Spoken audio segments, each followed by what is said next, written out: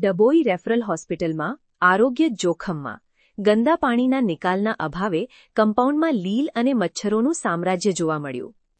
જ્યાં લોકો સાજા થવા આવે છે તે ડભોઈની સૌથી મોટી રેફરલ હોસ્પિટલ અત્યારે પોતે જ બીમાર હોય તેવું લાગી રહ્યું છે.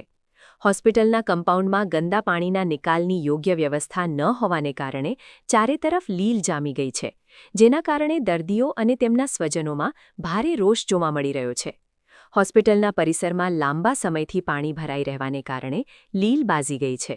આ લીલના કારણે ઉઠતી અસહ્ય દુર્ગંધથી દર્દીઓ અને સ્ટાફ તોબા પોકારી ઉઠ્યા છે. ગંદા પાણી અને લીલના કારણે મચ્છરોનો ભારે ત્રાસ વધ્યો છે. જે હોસ્પિટલમાં લોકો ઝાડા ઉલટી કે અન્ય બીમારીની સારવાર લેવા આવે છે, ત્યાં જ તેમને મચ્છરજન્ય રોગો થવાનો ભય સતાવી રહ્યો છે.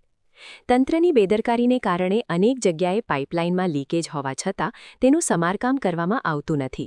પરિણામે લાખો ગેલન ચોખ્ખું પાણી વેડફાઈ રહ્યું છે અને બહાર ગંદકી ફેલાવી રહ્યું છે.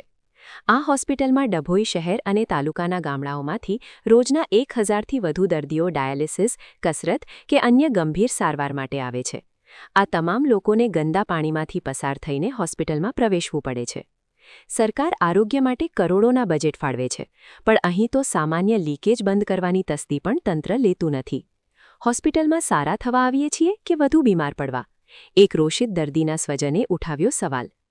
હોસ્પિટલ પ્રશાસન લાખો ગેલન પાણીનો વેડફાટ અને ફેલાતી ગંદકી કેમ જોઈ શકતું નથી?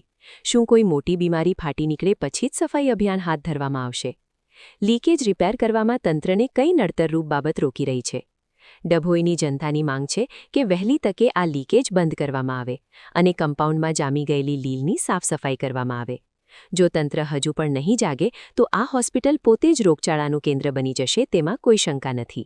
સમાચારની અવનવી અપડેટ જોતા રહો નિખરતા ગુજરાત ન્યૂઝ સાથે. નિખરતા ગુજરાત ન્યૂઝને લાઇક, શેર, સબસ્ક્રાઇબ કરો અને બેલ આઇકન દબાવીને સમાચારની ઝડપી માહિતી મેળવો.